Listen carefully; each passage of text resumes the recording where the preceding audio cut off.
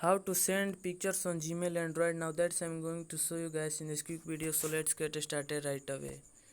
The very first thing you have to do is click on the compose email, and then you have to type the email of the persons that you want to send the email to him, and send the picture email to him. And then you have to, in the left side of the send button, you can see this button, so click on this button, and then you have to attach file. Click on the attach file, and then here you can select any of the photos that you want. Like I select this one, and then click select.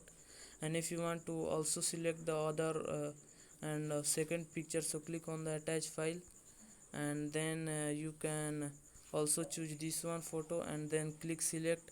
And here you can see this all photos is added to your email.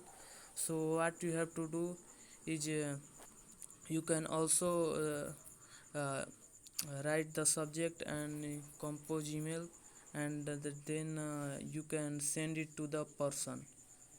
And so here you can see it is sent. So that's basically it, how you can send pictures on Gmail Android.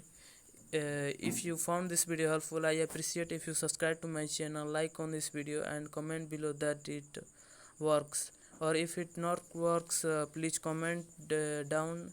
I will help you. Have a good day.